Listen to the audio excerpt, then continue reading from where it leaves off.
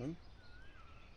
नमस्कार साथियों, मैं आपका अपना राधाकृष्ण यादव। जय भीम, जय मंडल, जय समाजवाद।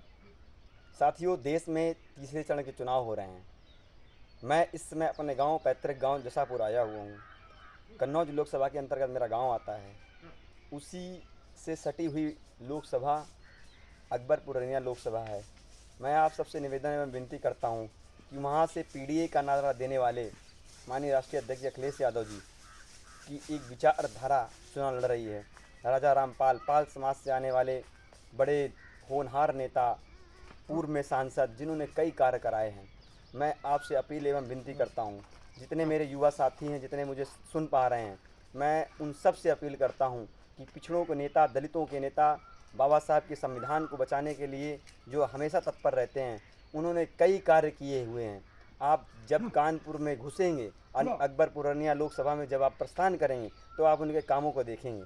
मैं आप सबसे विनती एवं अपील करता हूं कि राजा रामपाल जी को वोट कीजिए और सपोर्ट कीजिए। आने वाली 13 तारीख में तीसरे चरण के चुनाव होने जा रहे हैं, और वहाँ से समाजवादी पार्टी के सिंबल से, साइकिल के सिंबल से, पिछड़ों के नेता, दलितों को मानने वाले, बाबा साहब की पाठशाला से तैयार भय हुए नेता राजा रामपाल जी चुनाव लड़ रहे हैं।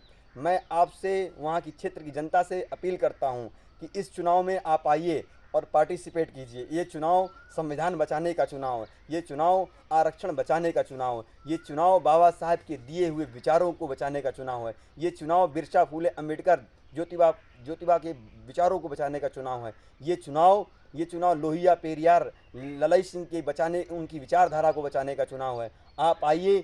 पाल समाज से एक बड़ा नेता माननीय राष्ट्रीय अध्यक्ष जी ने, जिनको बड़ी जिम्मेदारी दे रखी है, उनके हाथों को मजबूत कीजिए। जब वो मजबूत होंगे तो क्षेत्र की जनता मजबूत होगी। उन्होंने कई कार्य कराए हुए हैं। आप जब जाएंगे तो मैथा जो रेलवे स्टेशन है, या या जब आप वहाँ जब पर जाएंगे तो कई फैक्ट्रीज उन्होंने लगाने का काम किया है। बेरोजगारी को कई बार उन्होंने, जब जब भी उनको मौका मिला है, उन्होंने रोजगार फैक्ट्रियों के माध्यम से रोजगार लोगों को मिला है। इसीलिए मैं आप सबसे अपील करता हूँ, और इसलिए अपील करता हूँ, विनती करता हूँ कि राजा रामपाल जी को सपोर्ट कीजिए। अगर वो मजबूत होंगे तो हम मजबूत होंगे, हम मजबूत होंगे तो क्षेत्र की जनता मजबूत होगी। अपना नेता है, अपनी बात कह सकते हैं।